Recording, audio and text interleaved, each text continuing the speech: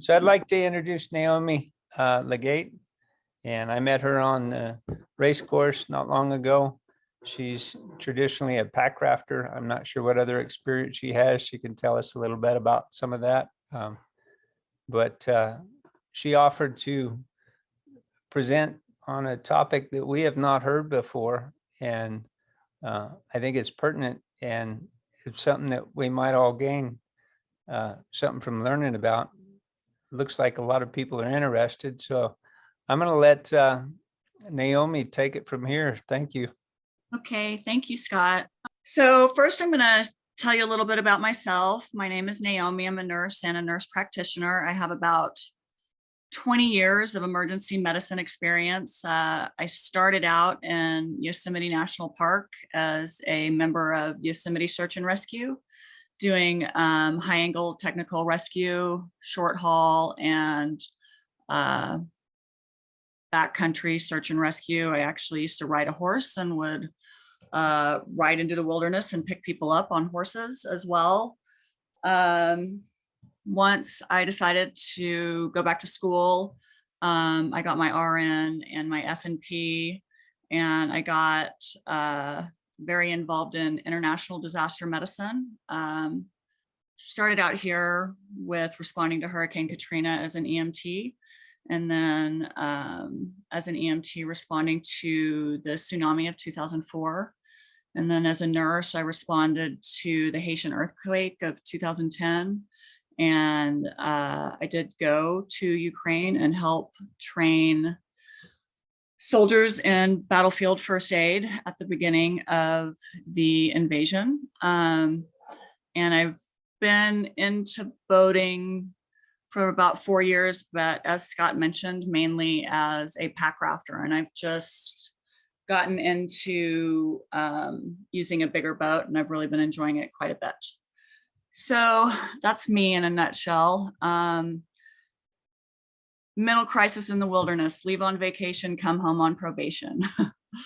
Little lighthearted.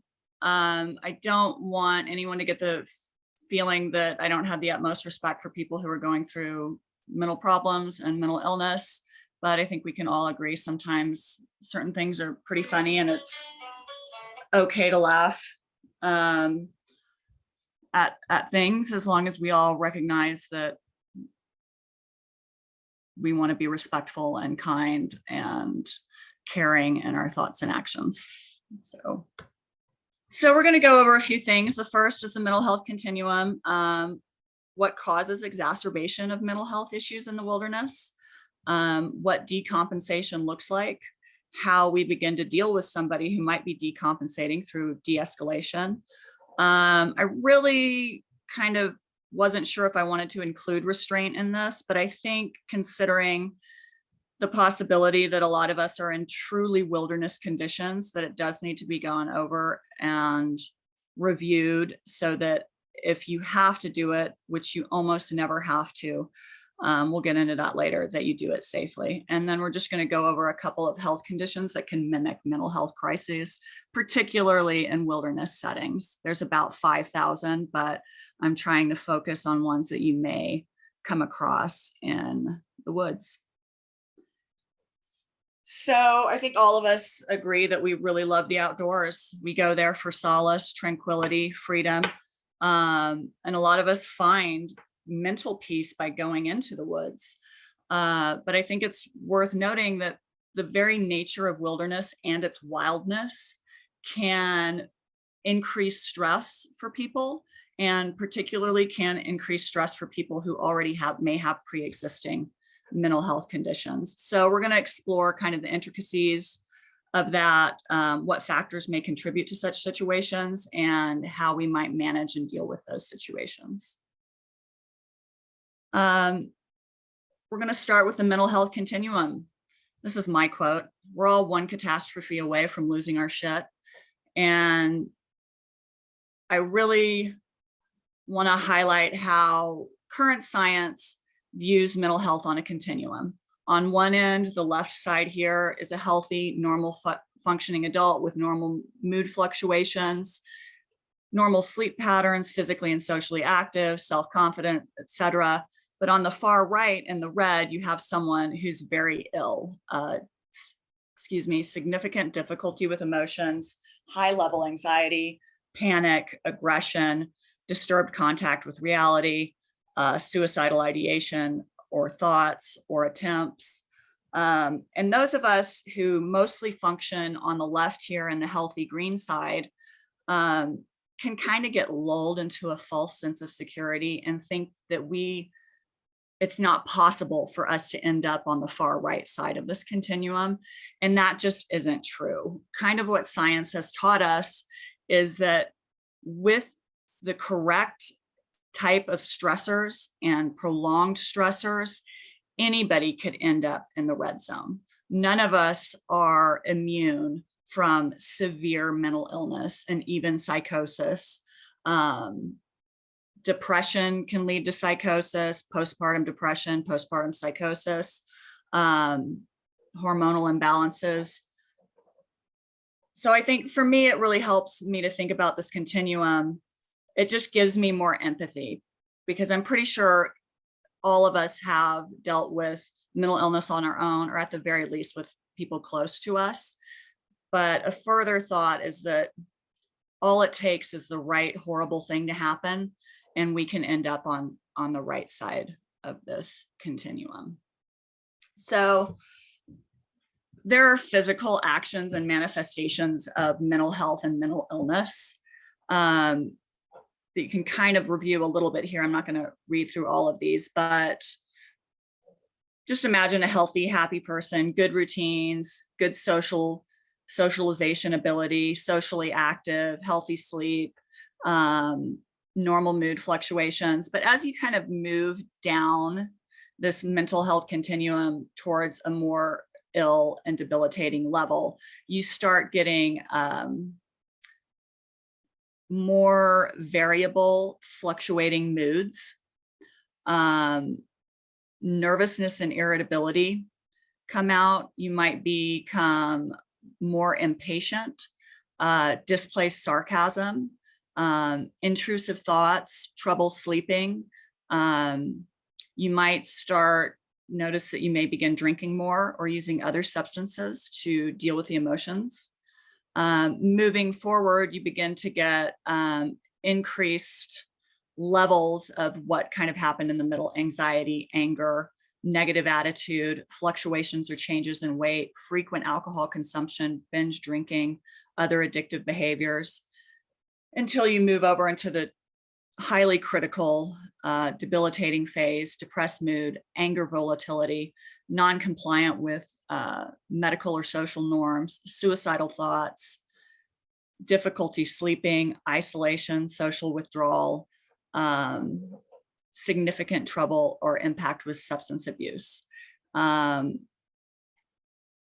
This can even go a step further, and we'll have some case studies later where we talk about moving into like the next level, which is basically not even being able to physically function anymore, which has happened on river trips before. So kind of already went over it, but generally you start kind of flourishing, optimal well-being. It's the highest end of the continuum. Probably none of us are really there. I would like to believe that I'm there, but I'm probably not. Thriving, this is probably where most of us live in the day-to-day. Generally doing well, experiencing positive mental health, experience occasional stressors or challenges, but have effective coping mechanisms and a strong support system, and overall a high level of psychological well-being. So I think all of us dip down on occasion into number 3 here, which is struggling or suboptimal well-being. So that's moderate anxiety, low mood, mental stressors, life's getting a little more difficult. And then distress or mental illness is when we move from struggling into actually beginning to show diagnosable signs of mental illness. There are many different mental disorders, and I'm actually not going to go over the individual ones very much here because I'm not trying to diagnose anybody, and I don't think anybody on a trip should try and diagnose anybody either. I think we just pay attention to the actions and we deal with those actions, and we can leave the armchair diagnosis to somebody else. But once you get into this distress or mental illness, you may actually have diagnosable symptoms of depression, anxiety, bipolar, or other disorders. So crisis or severe mental illness is where individuals are facing severe challenges that require immediate or intensive intervention. So this is kind of what we're going to be talking about, is 4 and 5. And if we run into people on the river or in the woods who are at level 4 and 5, what can we do to help them? And as I said before, it's important to note that individuals move back and forth upon this continuum based on all kinds of life factors, stressors, time of day, hormonal balance. So just keep that in mind. Moving on. So how do wild places exacerbate mental illness? For a lot of us, like this picture just is peace to me. Like it just makes my blood pressure go down. I calm down, makes me happy. But the very nature of wildness can exacerbate mental illnesses. How does that happen? So isolation and loneliness, particularly people who have pre-existing mental issues, when they move out of a familiar setting, and they don't have their normal support networks and normal routines, it can lead to increased anxiety, increased feelings of loneliness, lack of their regular social interactions, along with having to interact with new people that they might not know at all, may not get along with, can be a point of exacerbation. So limited resources and comfort. The wilderness is beautiful, but it can be really uncomfortable. Lack of basic amenities and resources like food and clean water is a stressor, especially for people who may not normally be used to those kind of conditions. And it can worsen symptoms. So unpredictable and harsh conditions. It can magnify feelings of anxiety, panic, or lack of control. A constant need to adapt and navigate these conditions can contribute to heightened levels of stress. Lack of access to treatment and medication.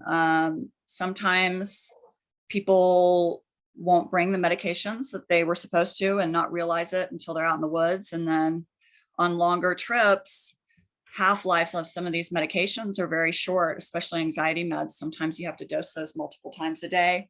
Psychotic meds tend to have longer half-lives and will last longer, but on a 7, 10, 15, 21-day trip, if you've run out of your meds, you might be in a very serious situation. Heightened emotional responses. Challenges of wilderness can cause frustration, anger, fear. Again, interpersonal relationships with other members of your crew can be difficult and can cause heightened responses. Coping and resilience. Wilderness settings demand strong coping skills and resilience. And those are things that are built up over time and are gained with experience. And so particularly people who are new to the wilderness and may have underlying mental health conditions may not have the learned coping skills and resilience necessary to go through some of the trials and tribulations that even just a really basic wilderness trip can entail. And risk of trauma. Obviously, the higher risk of accidents, injuries, or dangerous encounters can worsen symptoms of mental illness, especially for individuals who have history of trauma-related disorders. So just the fear of consequences can be a very big stressor for particularly for people with anxiety type disorders or PTSD type disorders. You don't even necessarily have to have received trauma for the person to get the stress from worrying about trauma. I think a lot of us are very comfortable in the woods. But for people who haven't spent a lot of time there, or it's not their normal thing, it's scary. I'm absolutely positive when when you tell people that you're going out into the woods or going on a long trip, I'm sure people are like, are you packing a gun? It's like, no, I'm not packing a gun. Like, I'm safer in the woods than I am almost any place else in the world. But there's this idea that the woods and wilderness is really scary. And just that fear alone can trigger increased anxiety and decreased coping skills. So, party barge, access to alcohol and drugs, or lack of access to alcohol and drugs. A lot of people like to party in the woods, and that's fine if it's done responsibly. But there is often drinking and drugging to excess. But there is also kind of the other side of that, where a lot of people are like, man, I've really been trying to quit drinking.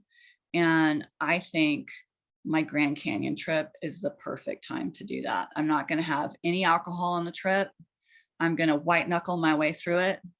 And that is not the time to do that, because acute alcohol withdrawal can cause acute mania and psychotic symptoms, as well as seizures and death.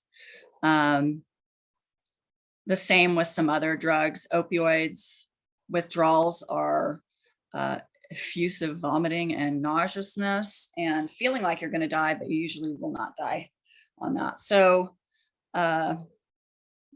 alcohol and drugs, kind of interesting, either too much or too little. Don't quit on a trip.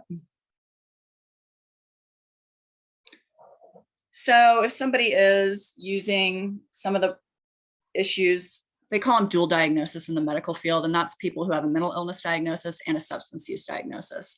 And unfortunately, they act like a positive feedback loop with each other, and people with substance abuse issues and mental health issues kind of tend to spiral really badly when they're actively using or when they're withdrawing. The reason for this is obviously like prolonged drug use causes neurochemical imbalances that can lead to problem regulating moods, emotions, and behaviors. When the substances are suddenly halted, the brain really struggles to adapt to the absence of those substances. I've seen thousands of people withdrawing in my career, and short temper, anger, aggression, violence are very, very common during the acute phase of drug withdrawal. Increased stress response also happens during withdrawal. Emotional dysregulation, mood swings, agitation happen. Cognitive impairment, long-term substance abuse can definitely cause memory issues. And withdrawal in and of itself can cause cognitive decline in the short term that often resolves once the withdrawal phase has gone. But if someone's actively withdrawing and you're on a trip and they're kind of aggravated, anxious, aggressive, but also like forgetting basic things like, hey man, I asked you to go pick up the water filter. Oh, I just totally forgot. These are signs that somebody might be withdrawing from something. Sleep disruption, often have very difficult sleep or sleep at weird times. So common physical symptoms of withdrawal: nausea, sweating, tremors, headache. It kind of depends on what you're withdrawing from. If you're withdrawing from benzodiazepines, you can also have seizures. The same is true with alcohol. Withdrawal from opioids often causes horrendous vomiting and diarrhea, very painful, and your body has become used to having its opioid receptors filled with opioids. And then when that's no longer the case, it feels like your skin is being peeled off. I myself had a brief period of my life where I was addicted to opioids, and I can attest that it is a really horrible feeling withdrawing off of them. You will probably know if somebody's withdrawing off opioids because they're going to be very, very ill. Craving and relapse risk. So again, my recommendation would be, if you do want to get off drugs, that's a great goal, but doing it in the woods is probably not the best time. Maybe you should not go on the trip or should talk with somebody about that. So mental decompensation is what in the healthcare world we refer to when people with mental health problems begin to move towards the right side of that mental health continuum, towards the more ill side. One thing I realized when I used to work at San Francisco General was that anytime something big was going on in the city, New Year's Eve, 4th of July, the Giants won the playoffs, we would get a real influx of people coming in with acute mental decompensation. And that's because this lights, this noise, they were probably drinking and partying. And then the entire city just goes nuts and you begin to get these decompensation behaviors. So initially you'll notice changes in behavior, increased agitation, irritability, withdrawal, isolation, or restlessness, emotional instability, frequent mood swings, difficulty managing emotions, inability to refrain from outbursts. They may have emotional reactions that seem out of proportion to the situation. As I mentioned before, cognitive changes as well, memory problems, confusion, disorientation, difficulty making decisions, might struggle with tasks that were previously manageable. So if we remember, if we kind of think back to that mental health continuum, like healthy on the left, really mentally ill on the right, just kind of imagine that as we add more of these symptoms, that we're just moving a little more to the right side of that continuum as we incorporate more and more of these symptoms. Headaches, GI distress, fatigue, sleep pattern changes, deteriorating self-care is usually a sign that things are getting pretty bad mentally when someone begins to neglect their personal hygiene. That's one of the later stages to show up, but it's also one of the more pathognomonic for more severe mental decompensation. As they move down that continuum, increased impaired functioning, they may not be able to work or complete school any longer. They may not fulfill social obligations. A lot of people with mental illness will turn to substance abuse and use and will increase their use of drugs and alcohol as a way to cope with increased stress. So kind of going back to my San Francisco General Giants winning the playoffs, like example, so people are already kind of partying a lot. And then, I don't know if you've been in San Francisco when the Giants have won the playoffs, but the entire city goes insane. It's almost like a war zone. So you can imagine people with mental illness, there's noise everywhere. Things are being lit on fire. Cars are running, honking their horns constantly. And now you're basically in a small war zone. And so it's a lot of these people turn to increased alcohol to deal with these emotions. The same kind of thing can happen in the wilderness. You have somebody who's in the woods, they're stressed out, they're fearful of the rapids that are coming up. They're not getting along well with their cohorts. They're agitated, anxious, and aggressive. And so they start taking some more drugs to deal with those emotions or drinking more. And again, suicidal thoughts or behavior, social withdrawal, hallucinations or delusions. These are getting farther to the right of that mental health continuum once you start having active hallucinations or delusions. And I don't know if, I think a lot of people think, oh, schizophrenia, that's the people who have hallucinations. But actually, people with bipolar mania can have hallucinations and delusions as well. Severe depression can present with hallucinations and delusions as well. And also withdrawal from benzodiazepines and alcohol can cause hallucinations or delusions as well. as you continue to decompensate, your ability to communicate increases, and your lack of interest increases. So it's important to remember that people may exhibit different signs of decompensation based on their individual personalities, coping mechanisms, and specific challenges they're facing. If you notice these signs in someone, it's crucial to approach them with empathy and concern, offering support and encouraging them to seek professional help if needed. If you believe the person is in immediate danger or poses a risk to themselves or others, consider involving mental health professionals or emergency services for assistance.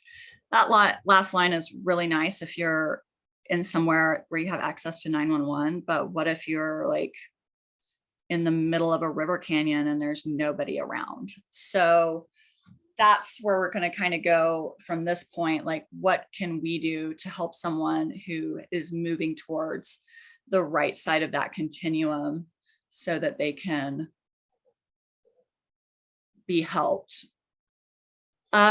You move to de-escalation, and I highlighted the ones that I feel are most important out of these.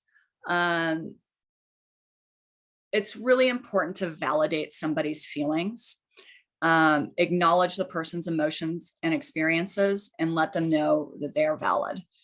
And you can even do that when somebody is in the middle of a psychotic episode, but it is really important that you don't buy into their psychoses. You don't want to say, oh yeah, man, I see that big, scary fang-toothed rabbit behind you. I totally understand what you mean.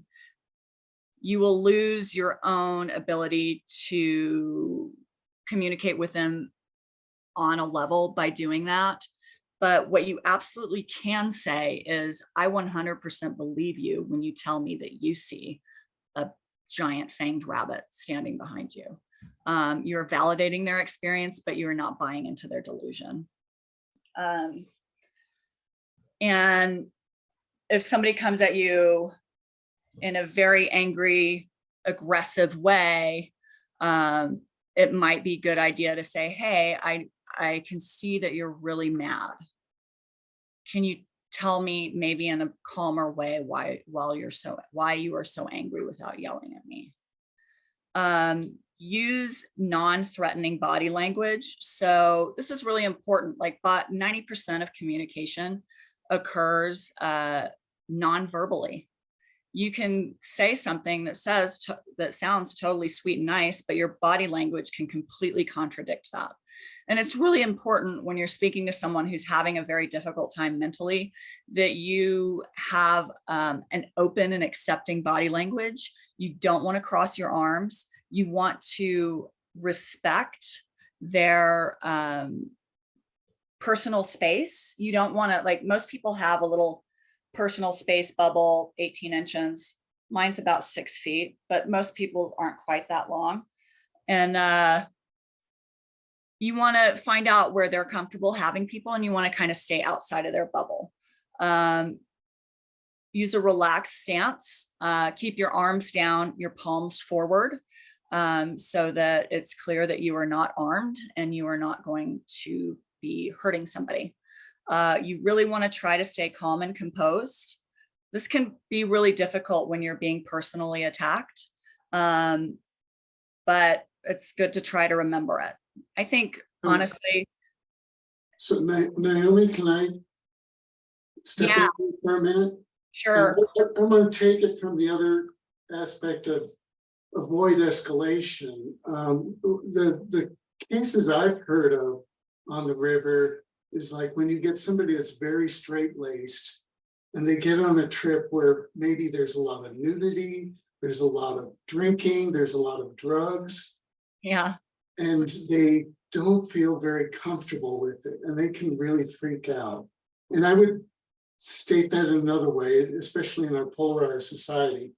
If you put a liberal in with a group of 15 people, conservatives on the Grand Canyon, that liberal is probably going to freak out.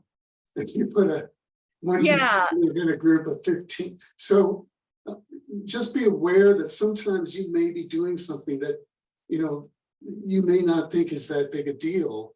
And it may be freaking out somebody. So maybe ask permission before you do some of these things. And be aware that it could be causing somebody to be put in a place where they're getting really stressed.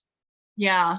And I think, you know, you can, if somebody, you have a bunch of nudity and drug use and somebody's obviously uncomfortable with that, you could have someone go and talk to this person and validate their feelings and say, I understand why you are uncomfortable.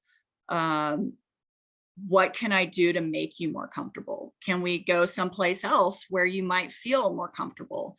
Another one of the de-escalation things is offer choices. So in that particular example, well, maybe we could go and set up, like, I've definitely heard of river trips that have just gotten along so badly that they basically split up into 2 camps.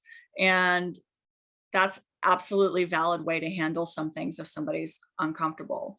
And if the other people are not willing to put some clothes on, which I would also ask, I think that's a fair ask, to not have nudity and to keep the drug use, if not completely not happening, at least out of sight. So that moves into the act of listening. Like, I can see that you're uncomfortable about what's happening. Why don't you tell me about why you're uncomfortable, and listen to what they have to say, and offer them choices so that they can decide what they want to do so that they can help feel more comfortable. Do you have anything else to say, Tom? Well, I think what the one thing you said that's very good, if you're going to first ask permission, and second of all, you know, if you want to do drugs or something and some people are uncomfortable with it, well, you can just go a little ways away from camp and with your little group, and just not put somebody else in a situation where they're uncomfortable. Absolutely. I think that is very valid. And you're right. I think asking permission, especially if you're in a group that you don't know everybody well, then that should be your first step, so that hopefully we can avoid even moving the rest of the way down the de-escalation ladder. So be patient and respectful. A lot of this is it seems very obvious, but I think it's really helpful to be reminded of this stuff. I feel like I need to review de-escalation procedures at least once a year or twice a year, because unless you're constantly dealing with it, you're just going to forget it. It's human nature. So limit environmental stressors, loud noises or crowded areas. You can use calming techniques such as deep breathing, grounding exercises, or mindfulness techniques. Redirect focus. If somebody is really fixated on a specific topic or person, you can try to redirect the conversation to a neutral subject. Involve support of others. If you feel you can't handle the situation on your own, involve friends or family members who might be able to help you calm this person. Offer physical comfort in the wilderness. Don't confuse this with giving somebody a hug. Like, give them a blanket, water, a safe place to sit. I would really respect their physical boundaries, and unless they want physical contact and request it, I would not do that for somebody who is acutely de-escalating. It could be a very threatening feeling to have somebody come at you with their arms open.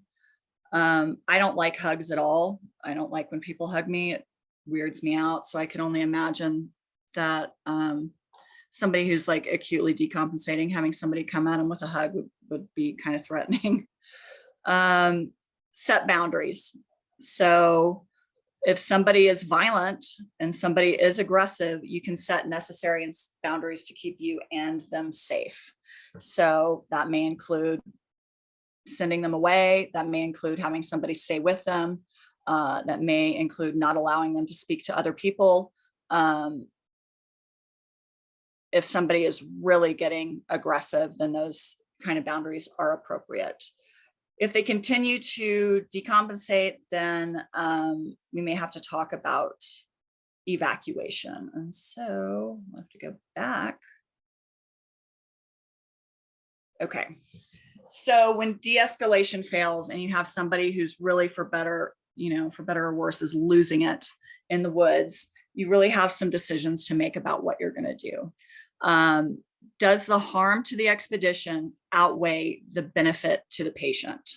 So are you going to keep them on, but the cost of doing that is that everybody else is uncomfortable, fearful, constantly catering to this person? That can be difficult with behavioral issues. It's much less of an issue as somebody who's severely psychotic. Is the mental health condition beyond our ability to manage in the field? So I would say if someone's going through acute withdrawals or is acutely psychotic, that or excessively aggressive, that is beyond anybody's ability to manage in the field. So is the patient requiring a level of attention or monitoring that is already adversely affecting the cohesion, function, or safety of the group? So I got this from the Knowles website, and I've just found it pretty useful. You have to, like, the group as a whole needs to decide, like, is this person like really affecting not just the physical safety of the group, but the mental and emotional well-being of the group as well? Would it be better to remove them from the situation for everybody else's peace of mind? Because it's unlikely to be a trip of psychiatrists and nurses who can deal with this patient in an acute way. So the best thing might be to evacuate them or to send them ahead with somebody else to watch out for them. When we get to the case studies in a little bit, I'll tell you about a kind of crazy story where they decided to slash their boat and leave them behind. I would not recommend that course of action. So is the patient a danger to self or others? And does the patient believe they are unsafe or unable to continue?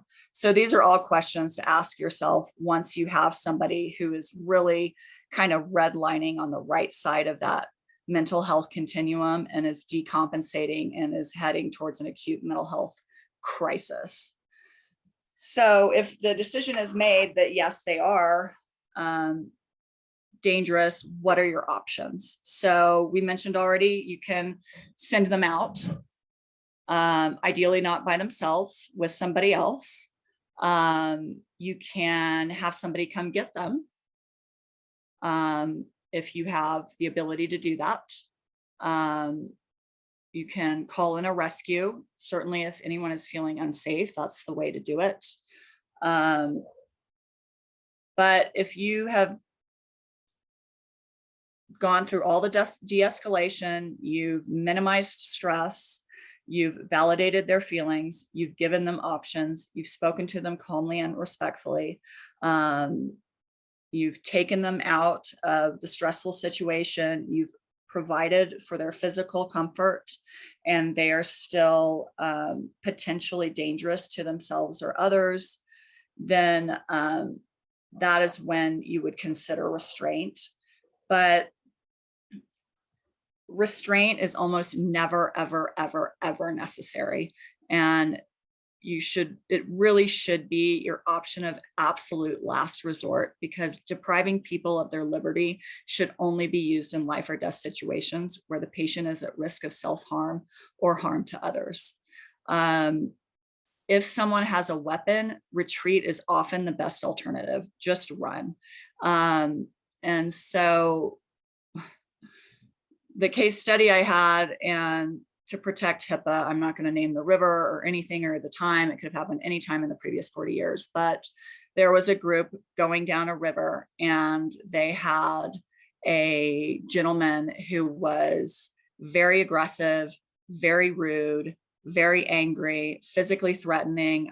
He got into a physical fight with a couple of the members of the trip, and everybody just didn't know what to do about him.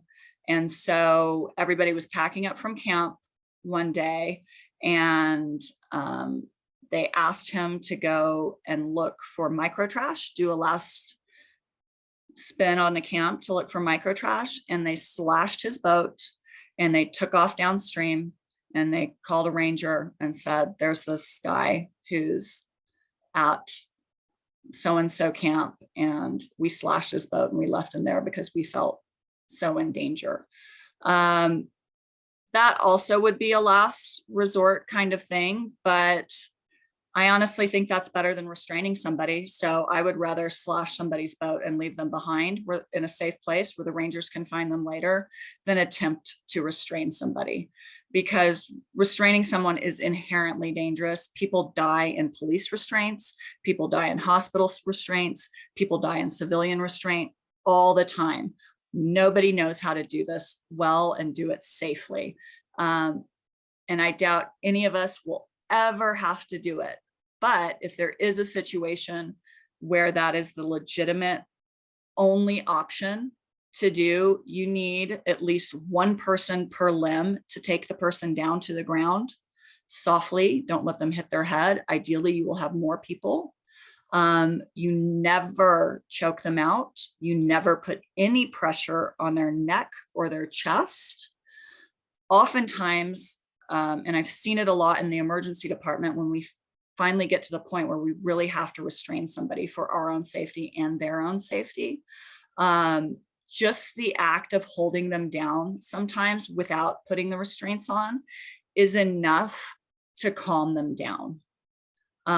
If that's the case, you can just physically hold on to them for a little while and keep checking in and asking, hey man, are you going to be cool if we let you go? And the thing I found really strange is that usually they're very honest with you. Like, they'll be like, no, I'm going to kill you as soon as you let me up. Okay, then thanks a lot for letting me know. Or they'll be like, yeah, man, I'm cool. And you let go and they're cool. So in the midst of this incredibly stressful situation, you still want to do your absolute best to maintain people's dignity, give them options and choices. Frequently check in with them to see if you can decrease the level of restraint. If it gets to the point where you feel you do need to tie someone up because they are a legitimate danger to themselves and others, then if this was a nursing class, we have nursing restraints that are pretty safe to use, but in the backcountry, you would just use what you can. And you need to be careful because restraining somebody can severely cut off circulation. It can cause nerve damage. So you kind of have to find the nice balance of tying it loosely enough that you don't cut off circulation, but firmly enough that they can't injure themselves trying to get out of them. And you have to recheck restrained extremities every 5 minutes to ensure that sensation, pulse, and motion are intact. A restrained person should never be left alone. You will have to have somebody at their side all the time, even if they're like spitting at you and spewing violence at you. Somebody has to be with them at all times. This obviously constitutes an emergency, and emergency personnel should be contacted and evacuation initiated immediately. So I've had to restrain a number of people in emergency departments, but I've obviously never had to restrain somebody in the wilderness. But I do have some stories that are coming up of people who have had to be restrained in the wilderness. Okay, so I'm gonna go over some of these, a couple case studies, but I thought I would do it with this schizophrenia audio playing in the background. If it gets too annoying, just let me know, we'll shut it off. But I thought it was a good lesson for how difficult it can be to pay attention when you're having legit psychological issues. And like I said, depression can have oral hallucinations. Bipolar mania can have oral hallucinations, as well as schizophrenia. Withdrawal of alcohol and benzodiazepines can have these type of stuff going on. So it's not always the immediate thing that you think it's going to be. So the major mental illnesses tend to be bipolar 1 and 2, schizophrenia, depression, anxiety, PTSD, and substance abuse. So I wish I could turn it down a little bit.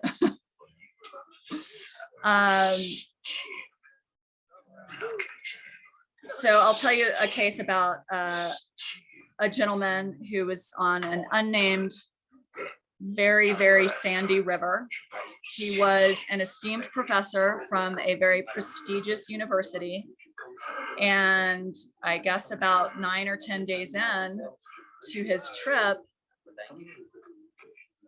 the stressor, which for him was the sand, became so overwhelming that he really rapidly went from the left side of that continuum to the right side of that continuum. And he started just going sand, sand, sand, sand, sand, sand, sand, sand, sand, over and over and over again. And he curled up in a little ball and just repeated the word sand and was completely non-functional.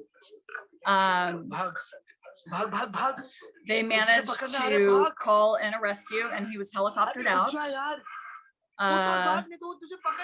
to it's hard to do it with this in the background, to a psychiatric hospital where as soon as he was away from the sand, he immediately improved. So I'll stop it there, but I think that was a good example of how stressful dealing with oral hallucinations can be and just trying to like live your life. So Mr. Sandman, as he's called, was just fine once he got back to society, but the stressor for him was sand. He was a professional, well-regarded guy with no previous history of mental illness. And he just lost it because of the sand and had to be evacuated. So PTSD is another one that can cause like relatively rapid and acute decompensation if the right stressors are encountered. So on another unnamed river somewhere, this guy had been invited on a river trip and he'd had some problems with substance abuse and issues in the past, but he had, for the last number of years had really been doing quite well and had not been drinking. And he got on the river trip and they start passing around the bottle and he ends up having some alcohol and he gets a little aggressive and people get uncomfortable. So they just decide, well, we're just going to go to bed. We're going to leave the situation.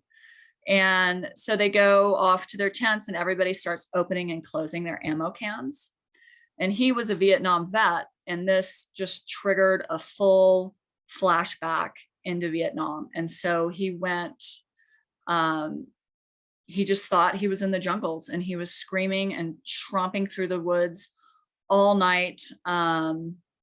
It was terrifying for everybody else involved. This was quite a long time ago. It was before any type of cell phones or sat devices were available. And so everybody was just kind of terrified and hunkered down in their tents. And at some point he eventually stops making noise. And in the morning they crawl out and they see he's built a trench with the shovel and he has barricaded himself behind this trench. And he's initially is kind of passed out, but when they wake him up, he's incredibly violent. He's fighting, he's punching people. He believes he's in the middle of a war zone. Poor guy. And at that point, it became necessary to restrain him.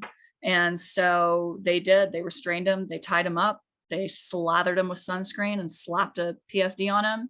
And luckily for them, that was the takeout day. And so they paddled to the takeout and were able to get him the help that he really needed. So that's a interesting case, in particular PTSD, the ammo cans, just the ammo cans opening and closing, and the alcohol just really triggered a complete break from reality. So substance abuse can also cause some pretty crazy stuff. And all of these stories I got from a ranger who was a 40-year river ranger. These were all work stories that he had heard about or been involved in. And the cocaine family. So a lot of people bring alcohol, maybe some weed, maybe a little mushrooms on their river trip. And the cocaine family just decided to bring a crap ton of cocaine. And they just snorted cocaine pretty much nonstop for days until they got to the point where you can get like this excited delirium where you're pretty much psychotic, and they were pooping on the beach and they were having feces fights and just completely out of their minds.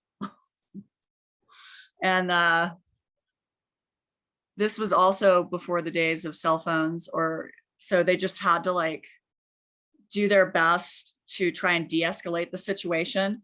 But once somebody's in like a true excited delirium state, you really cannot reason with them.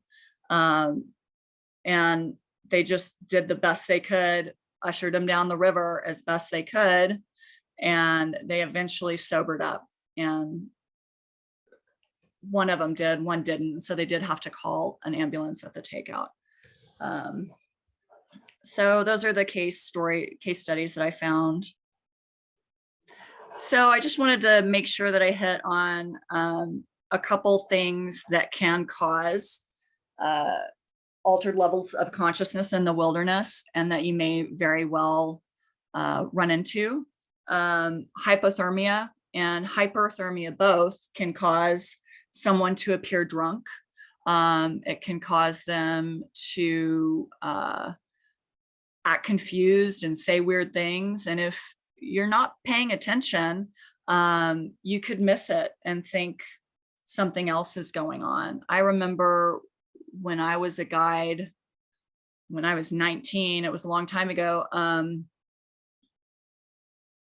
through the gorge, somebody had fallen out of their raft and they had hung on to the back of it. And I was at the takeout, and this guy had probably been in the water for about half an hour. And he was laughing and joking around. The guides, pulled the boat up on, and he's like, I noticed that he's like stumbling and he can't speak. And everybody just thought he was drunk, but he was actually acutely hypothermic. He'd been in that very cold water for half an hour. And so, especially when we're in environments where the water can be really cold, it can be 110 degrees outside, definitely keep in mind hypothermia and hyperthermia. Metabolic reasons, this is less likely to happen if you're not a diabetic, but you can have people who just severely overexert themselves without enough calories, and they can get hypoglycemic to the point where they can barely speak. So if you do a little like accident investigation and kind of ask yourself what's going on, and you're like, gosh, I haven't seen so-and-so eat since last night, and we've just paddled 40 miles today, then they may need an apple or some sugar or something. Hyperglycemia, you're very unlikely to see outside of a diabetic, but if you do see it, it will be decreasing level of consciousness, confusion, leading to unconsciousness, oftentimes with a very fruity smell on their breath. One thing that happens on occasion on rivers is hyponatremia, and that is low sodium caused by drinking too much water. It's really hot out. Everybody said, oh, you got to drink a gallon a day to keep hydrated. And people take that to heart, and they drink a lot, and they don't eat enough. They don't have enough electrolytes, and their serum sodium levels drop below 35 millimeters or millimoles. But it is also somebody can present as being very confused, very aggressive, speaking and saying things out of the norm for them. Initially, it's actually a very difficult diagnosis to make because it just mimics so many other things. And by the time people realize what's going on, they're usually seizing at that point. I saw this quite a bit in Yosemite National Park because people would be hiking up the falls and they would just drink too much water and they'd start getting fun, laughing, giggling. People would just think they were being silly. And then it would just progress to like barely mumbling and talking and then seizures. And then somebody hits their head. Maybe you didn't see them hit their head. And now they're acting really tired or they're acting really aggressive. Keep that in your back pocket as a possibility that somebody might have had a brain injury. And that's why they're acting that way. They're not having a mental health issue, they're having a medical issue. Some strokes can present with severe personality changes. They're often usually also associated with other physical symptoms, but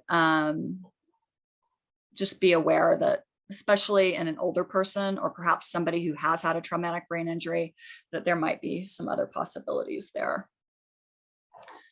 So in summary, true mental crisis events in the wilderness are rare, but not unheard of. Recognizing the ability of any human to move down the mental health continuum with strong enough stressors should engender sympathy for those undergoing hardship. Recognizing signs of decompensation and utilizing de-escalation techniques can solve most mental health crises before they escalate. If a crisis is escalating, be aware that retreat is often the best option. When retreat fails, then restraint may be an option, but only if it is truly a life or death situation. Do not rule out medical causes for mental decline, particularly in the outdoors and extremes of temperature. So that's it. That was amazing. Oh, thank you. Does anybody have any questions? I'd like to add a big thing of trips is communication, both before and then during, the trips is communicate with people, know what the expectations are, know what the behavior is expected to be.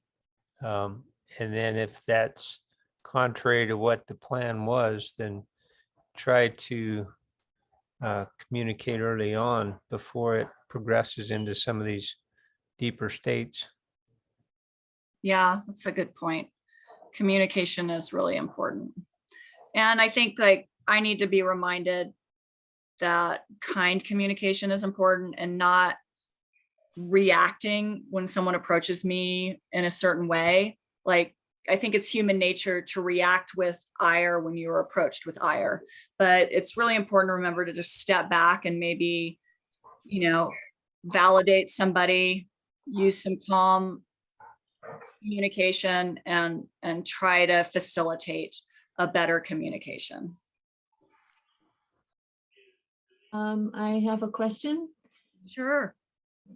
So in a case where someone has not taken the medications that they ought to be taking and is acting out in some way, even if it's not a negative way, but acting out, how do you handle that? They still have the medications with them, they just haven't taken them. Well, I think the first thing would be to encourage them to take them. Obviously, you can't force anybody to take anything. It's their right to stop. But I think just a good communication of, they probably are familiar with what happens when they get off the medications. And it can be kind of stressful to talk to somebody about that, but honest communication is really important.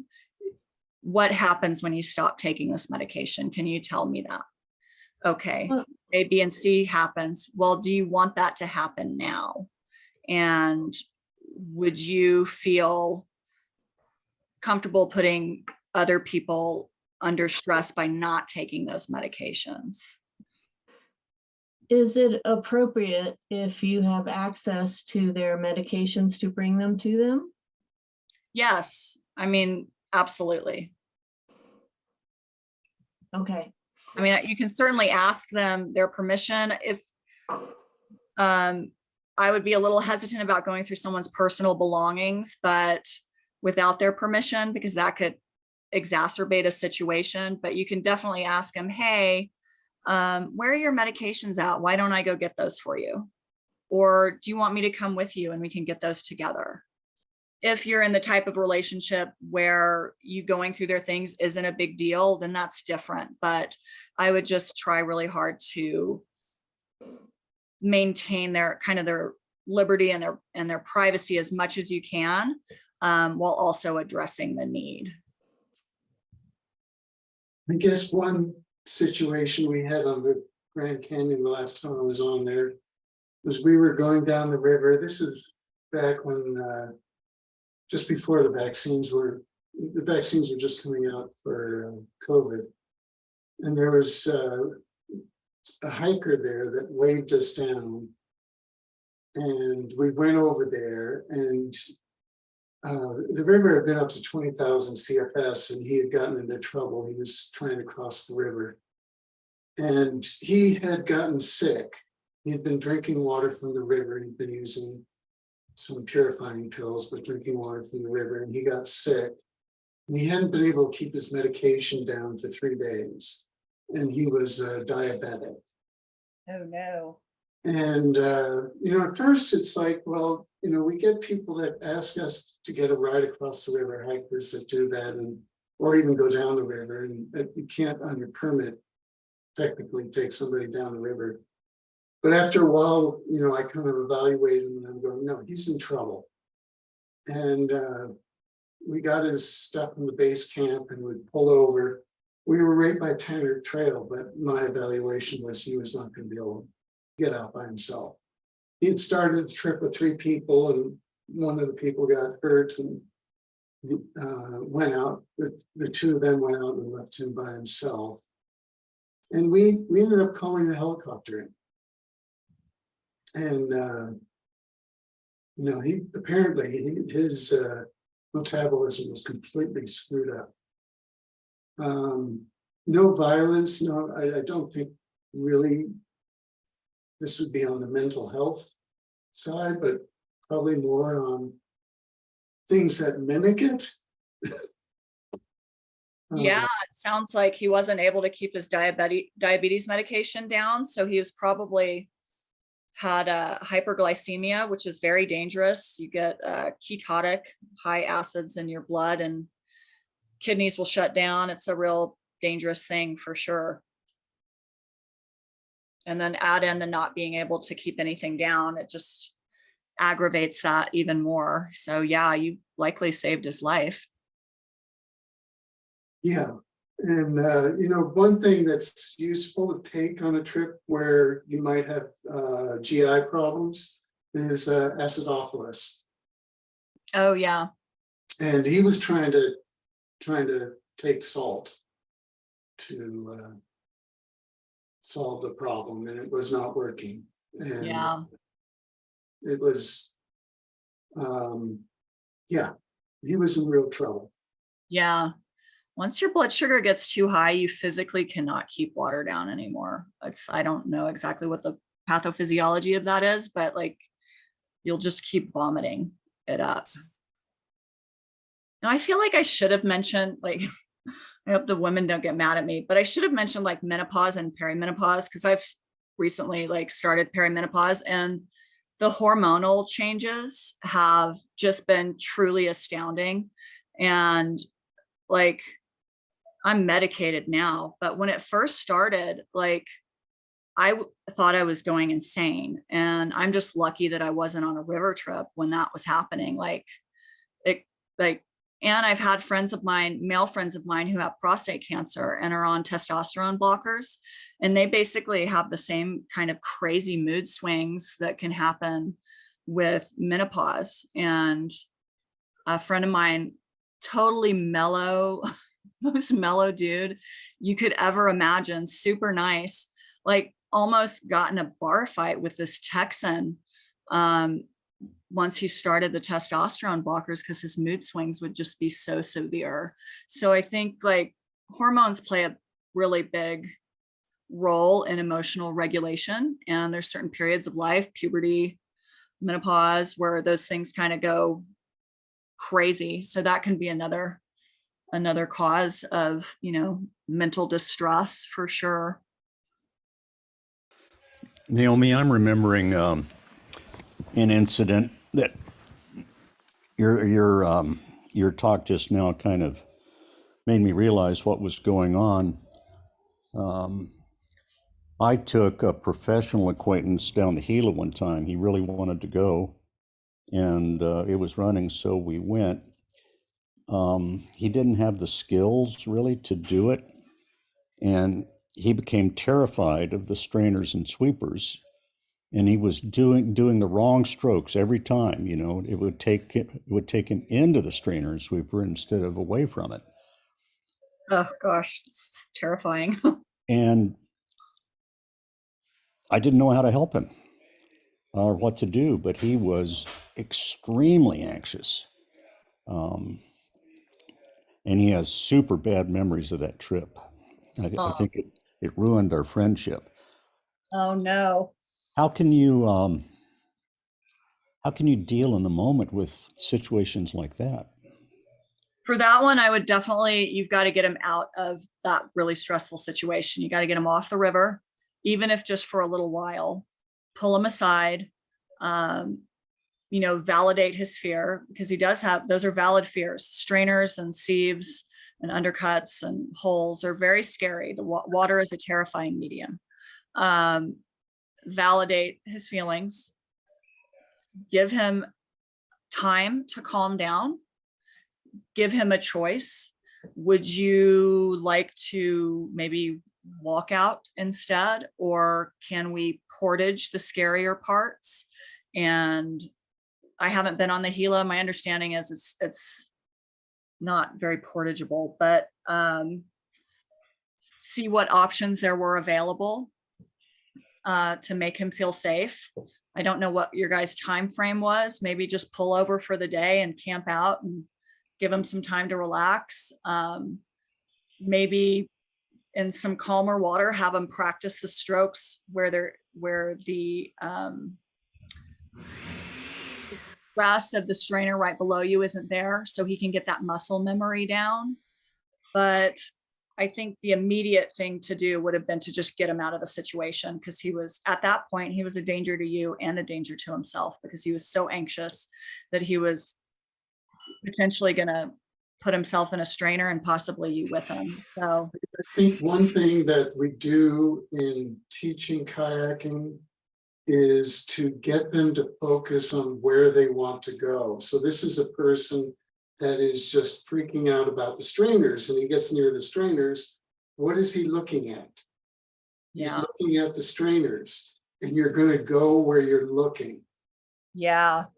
So I don't know if you can get them to take their focus off that and focus on where they need to be going. Especially somebody who's like having an acute anxiety reaction like that, it may be impossible to get them to do that, because they're so terrified. In their mind, the only way to avoid the scary thing is to stare at it. So again, I think just getting them out of that situation, even for a little bit, or, portaging or something, might have been the way to handle that. You've done a great job, Naomi, of holding everybody's attention. This was an amazing presentation, kind of a heavy topic, not one that I don't think our club has ever covered or touched on. So thank you. I'm glad you enjoyed it. Yeah, I think if I want to leave anybody with anything, it's just the principles of de-escalation. Or when I was reviewing them, I was like, wow, these are really great. And I need to make sure that these are more in the front of my mind, even just for dealing with people on a day-to-day basis, making people feel heard and valued and respecting their space and giving them options. These are just great ways to interact with people in general. And then when you get to a more crisis type situation, then you can pull them in a little more structured fashion. But it was just a good reminder for me.